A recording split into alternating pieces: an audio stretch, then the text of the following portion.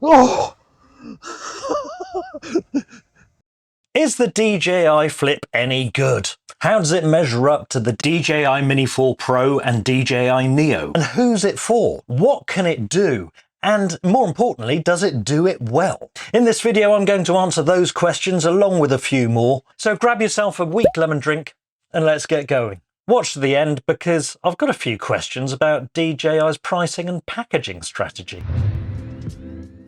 I've been flying drones for a few years now, and this is the 7th drone I've bought from DJI. As with the DJI Neo, I was a little skeptical about this one.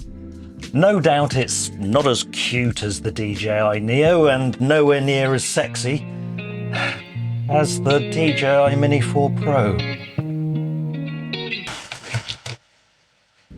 But what DJI seem to have done here is try to get some sort of hybrid of the Mini 4 Pro and the Neo. We'll come on to flight tests in a few minutes because I know that's what people are here for. But let's get a little nerdy first and have a look at what you get and some of the tech specs of the DJI Flip. Now, when I weighed this, it came in at 248 grams. Compared to the 249 grams of the Mini 4 Pro, which means that in most countries you get fewer restrictions on where you can fly it and how close to people and buildings you can fly it to. Its maximum horizontal speed in windless conditions is about 12 meters per second or 27 miles an hour in sport mode. Obviously, this will be faster or slower depending on the wind conditions. The maximum takeoff altitude is 3,000 meters or 9,800 feet, flying to a maximum of 3,500 meters or 11,500 feet. Now let's just get this clear. This is just an indication of the maximum altitude that you can take off from.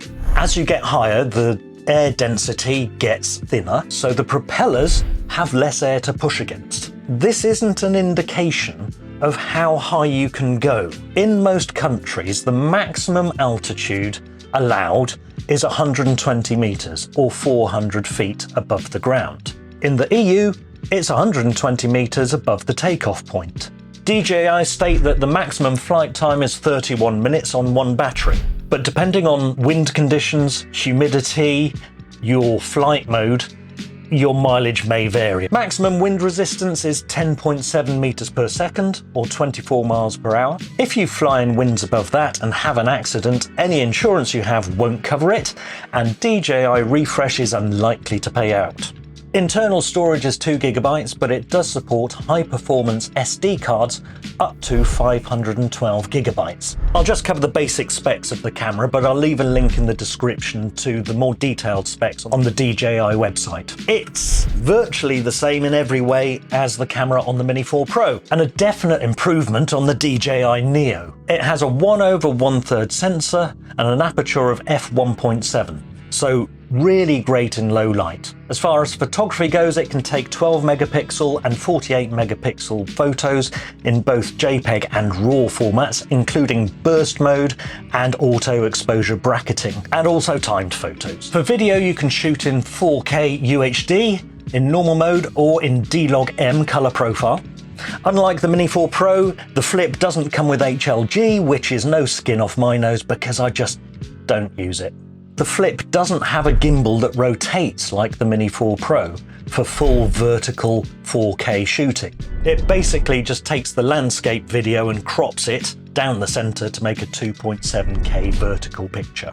Maximum video bitrate is 150 megabits per second, which means that it can cope with high frame rates and shutter speeds. Surprisingly, this is higher than the new DJI Air 3S, which has just 130 megabits per second. The 3-axis gimbal has a slightly more limited range of movement than the Mini 4 Pro, but that would be mainly because it's got these big ducts out the front, so if you go too far over, it'll just get them in the picture. And obviously, because the camera doesn't rotate vertically, there's less movement that way as well. The DJI Flip has one visual and one infrared downward-facing sensor and a forward-facing infrared 3D sensor at the front, which has a detection angle of 60 degrees, both vertically and horizontally. So it can detect objects slightly to the side and in front, but really I wouldn't completely rely on it. There's quite a good bit later on where I was testing the obstacle avoidance. Be very careful when flying sideways or backwards, as unlike the Mini 4 Pro, which can see basically all around itself, there's no sensors on the side or on the back for those directions. When you're using the mobile app or the automated modes on the DJI Flip,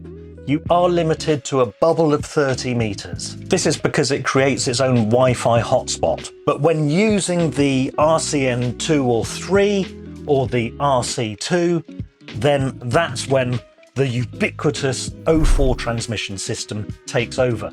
With the Flip, the O4 has a maximum video transmission range of 13 kilometers or 8 miles in FCC territories, including the United States. Or in CE territories, such as the UK and EU, this comes down to 8 kilometers or 5 miles. But this is more of a measure of transmission power and penetration. In most territories, it's illegal to fly your drone beyond visual line of sight. Those people that you see doing those range test videos are, in the vast majority of cases, breaking the law. Obviously, this transmission range does come down significantly depending on your environment, especially if there isn't direct line of sight between your remote controller and the drone. The DJI website states that within a low Wi-Fi interference area, obstructed by buildings, the maximum range can be as little as 500 meters. But I've actually experienced even worse than that, especially when there are wet trees about. Bloody trees. And for those commenters out there about to hit the keyboards, just because my controller can't see the drone doesn't mean I can't. Anyway, that's enough of the boring stuff. Let's get out there and have a bit of a fly around. What the? Oh yeah. If you are finding any of this useful, please do leave a like on the video. It really helps the channel and really helps get this video out there to other people that might find it useful. Thanks very much. We're going to start off by using the phone to test the automated modes on here. I'm going to use my voice to get the DJI Flip to take off. Hey Fly, take off. Okay. Take off. There we go. Let's start off with a droney. Got to focus on me. There we go. Hello.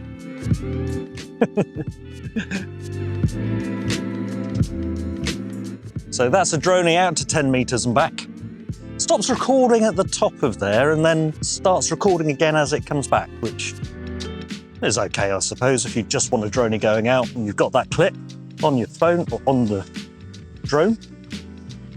Let's now go with a circle. Now this is a 6 meter low circle, and I just need to be careful that that's not gonna hit my camera tripod. I've got my finger poised over the stop button just in case, but looking like it's... Ooh, you saw that, didn't you? There we go. You can probably see all the sheep poo that's around here that I'm having to dodge as well. Start a rocket. Bye! And this rocket's got a bit of swiveling in it as well.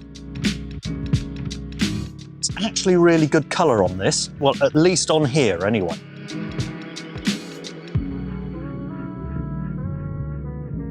Doesn't like going up too high. Just lost the signal just then.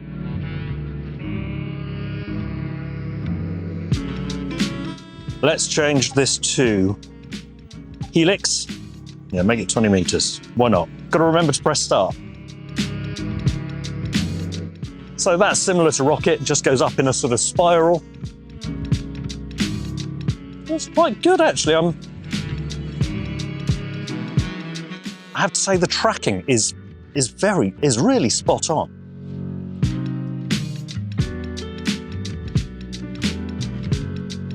Okay, that's completed. Let's do another big boomerang.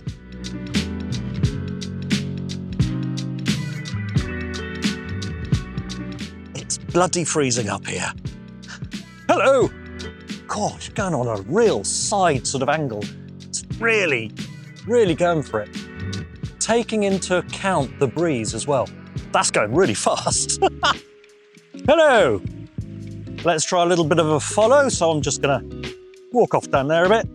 Dodge the sheep poo if I can. Oh. if I can. And then I'll come back to you. And then finally we'll try to, I can't even say it, direction track. Let's start off with follow. Here we go. Do-do-do. Dodge the sheep poo. You following me? Yep. Okay. Hey fly, higher. Hiya. No problem. It's going up a bit. Hey fly, further. Go ahead. Got it. Just like with the Neo, if you've got your phone, you can control the drone with your voice. Okay, now we're going to try direction track. We just slowly turn here. It'll turn with me, which is quite good. What you mustn't do is just suddenly pivot. Pivot!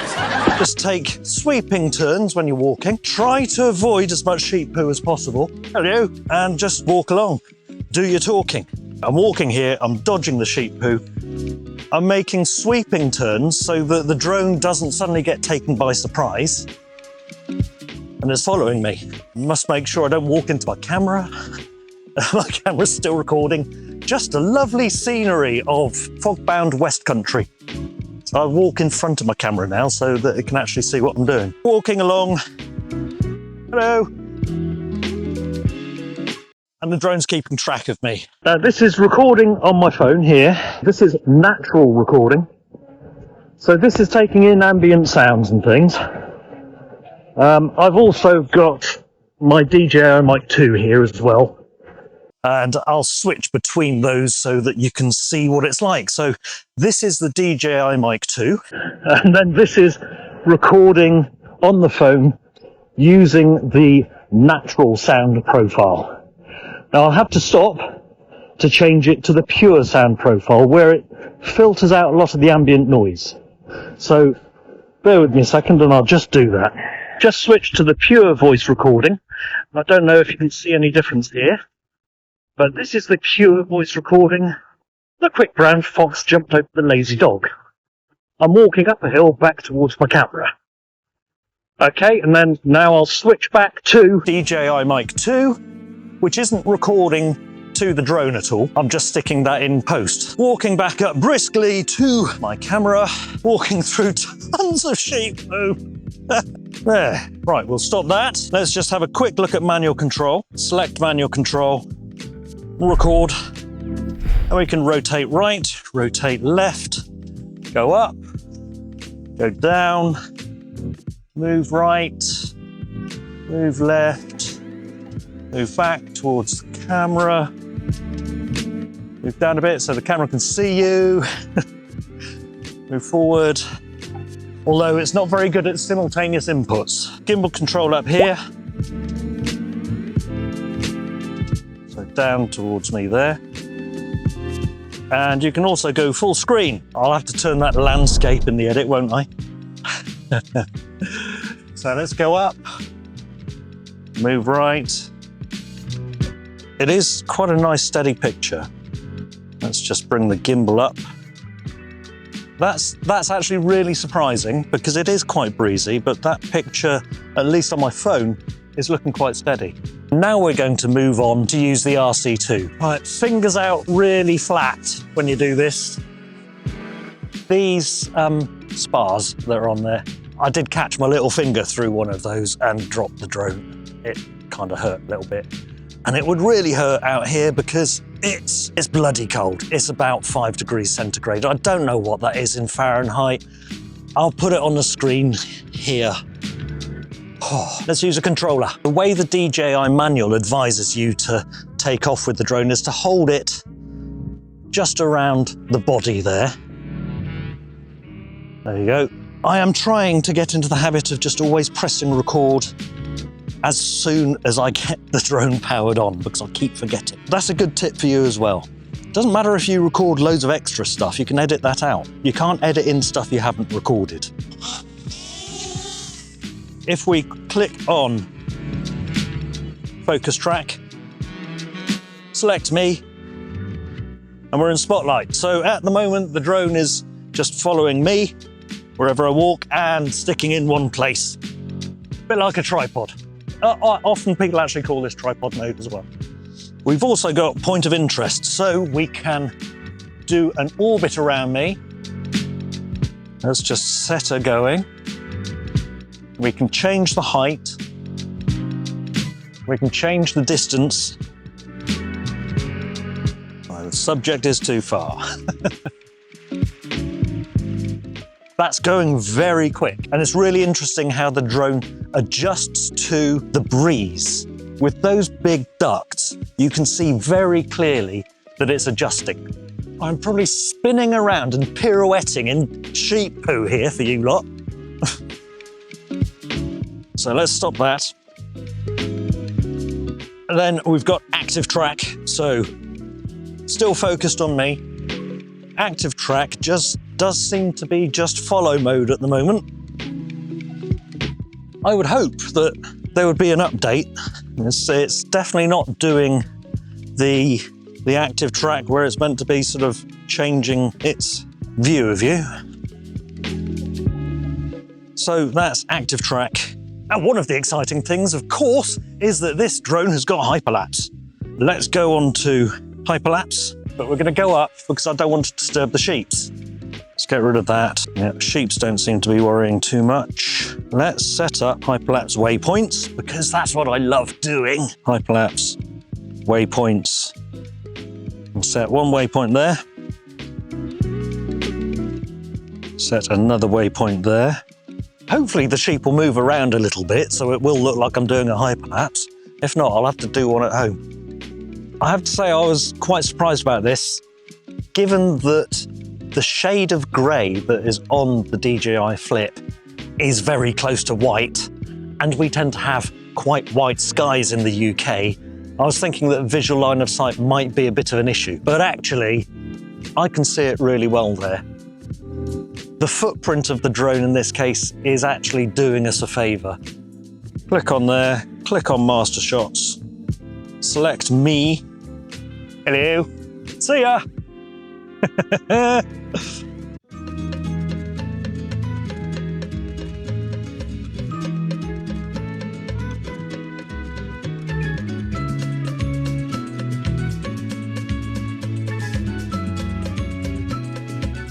It's just at the end of its battery. Wow. Photos. Now I've got this set to 48 megapixel photos because I realised that although it takes quite a long time to take a photo with any drone at 48 megapixels, actually you get a lot more detail in the photo. So it's kind of worth the trade-off. Take a photo of me, there we go. Got auto exposure bracketing. So that's where it takes the photo at different exposures, and then someone clever can use that to make a composite sort of photo that makes it HDR and lovely. 5 burst photos, and then we've got a timed shot. Just bring that down to 5 seconds. So I can press that, get rid of my controller just briefly, press the timed shot, put it down there, move back.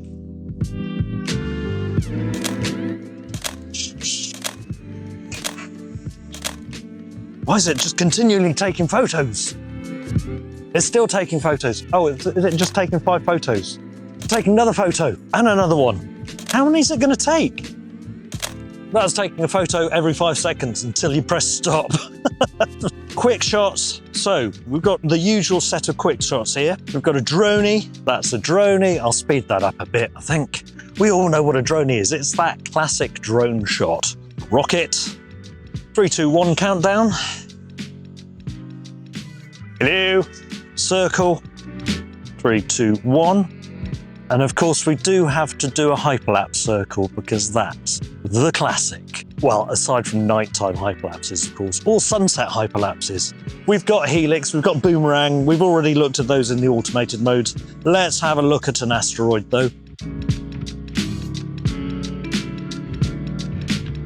Ooh, oh, I'm on an asteroid. What's happening?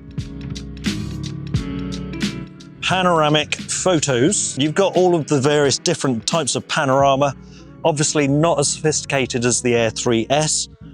Let's just do a nice wide angle here.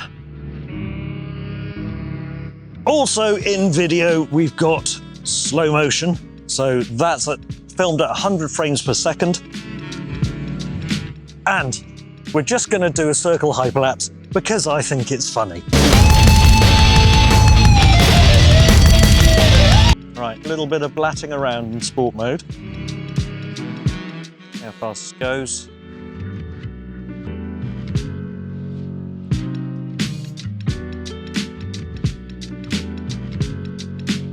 That's actually pretty fast. Oh, that was way closer to the camera than I wanted. Oh, God.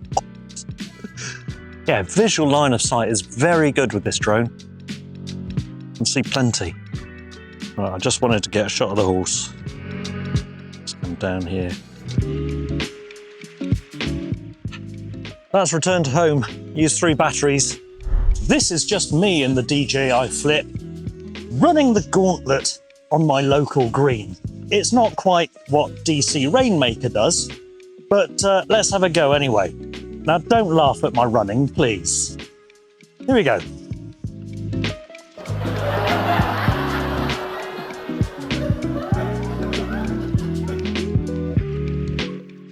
Wow. Almost gotcha. That was pretty good. I'm slightly out of breath now.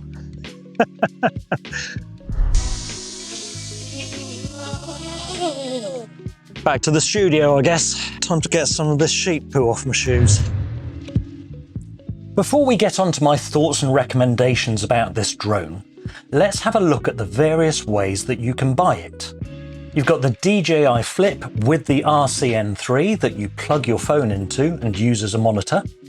That's currently £369 at the time of filming. Then you've got the DJI Flip with the RC2, which comes in at £549. And finally, the DJI Flip Fly More combo selling for £659. All of them come with the requisite cables and spare propellers and stuff, but the Fly More combo comes with 2 extra batteries and this charging hub and a bag, but I don't have the bag because I didn't get the combo. One thing to note is, unlike other DJI charging hubs, this hub doesn't support bi-directional charging, so it can't be used as a power bank.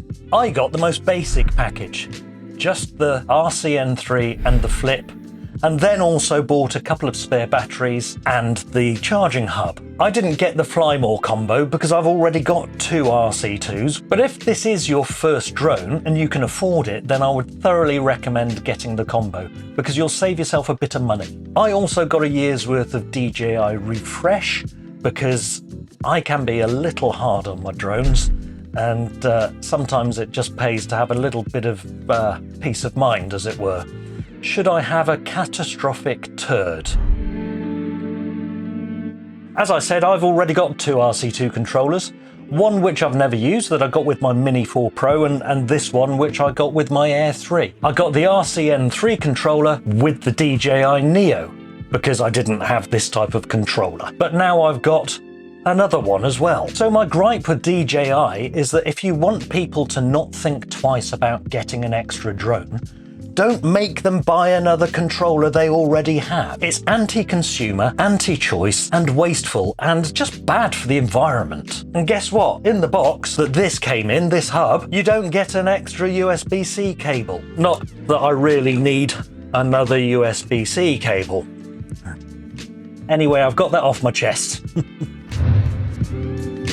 I think universally, most of the drone community think this drone fell out of the ugly tree and hit every branch on the way down. Some people have called it a flying wheelchair, and a channel subscriber, PD Tech, thought that it's something that the DJI Uni intern got to do as their first project. But looks aren't everything. The buttons are in a bit of a weird place. I kind of understand why, because you can't really put them on top because the battery goes there. It automatically switches on and off when you fold out the props and fold them back in, but there is a setting in the remote controller that you can use to switch that on and off. It seems a little fragile and wouldn't be as robust and sort of fairly indestructible as the DJI Neo.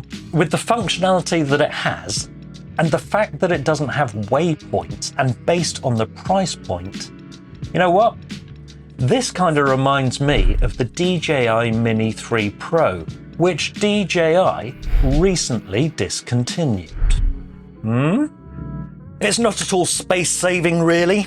Its footprint, when folded, is actually larger than the DJI Mini 4 Pro and about the same size as the Neo.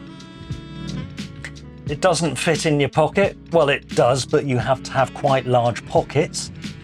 And I worry about people using this without any sort of controller. So people, please, if you've just got this, when you do use autonomous modes, open up the DJI Fly app on your phone so that if things do get a bit spicy, you can pull your phone out and press stop on there. Even if you open the app and just keep the phone in your pocket, at least it's ready and to hand. The spars on the props are very easy to get your finger through. So I'm sure there are going to be some people that get flicked by a prop when they're trying to catch the drone. Definitely don't let the little ones try and catch it. It will end up in tears. I actually really like the footprint of this drone when it's open. For a 250-gram drone, it offers really good visual line of sight. Much better than the Mini 4 Pro and way better than the Neo. It's very stable in the wind and very fast in sport mode. The picture from it is great, definitely as good as the Mini 4 Pro, and stomps all over whatever it is that the Neo is trying to do with the video. And of course, it does hyperlapses, which is one of my favourite modes. And I'm really looking forward to getting some nice sunsets when the sun finally decides to make an appearance in the UK. Oh, and if you're worried about how to get to the props when you're replacing them, don't worry. It's simply a case of taking your screwdriver and sticking it in there. You don't even have to disassemble anything. Do get one of these screwdrivers though. It's a Phillips 000 and is way better than DJI's screwdriver that they supply. It's awful and will probably strip your screws. There's a link in the description for this anyway if you want to get one. Given the speed that this can fly, I'd really like to see support for the Goggles 3 and the motion controller. I suspect this may be coming soon via a firmware update, although I wouldn't use this for manual FPV flight until I've got a bit more training done with my Neo. Waypoints. This ultimately is what makes me feel like this is the replacement for the DJI Mini 3 Pro. That didn't have waypoint planning either, except for in the hyperlapse mode, just as the DJI Flip has. There's no navigation lights on it. For a drone that's marketed as being good in low light and having forward obstacle avoidance, I would have thought that DJI could have squeezed a couple of LEDs into it just to take up that extra little spare gram of weight that they've got there. In the US, you're not allowed to fly any drones over people, even if they are sub 250 grams, unless they have enclosed propellers. So I think DJI are primarily aiming this at the US market. That said, it's not a bad safety feature anyway in any territory. This would be an ideal first drone if you wanted something that had better camera quality than the DJI Neo, and also the other upgrades such as the SD card support and of course hyperlapses. If you've already got the Neo and wanted better quality video, then absolutely go for it, especially if you haven't already got a controller. If you've got a Mini 4 Pro, then no. Probably not. The only thing it offers above the Mini 4 Pro is the automated modes, but you can just as easily do them using your controller. It does record sound through your phone, which the Mini 4 Pro doesn't, but the sound that is recorded through your phone is pretty ropey anyway. Overall, it's growing on me. It'll be something to play with and, let's face it, make content for YouTube with, but I doubt it'll ever be on my everyday drone list. But we'll see. If you've just got one and want to know more about how to download videos, then have a look at this. Or take a look at this video here, because YouTube think you might like it. Bye!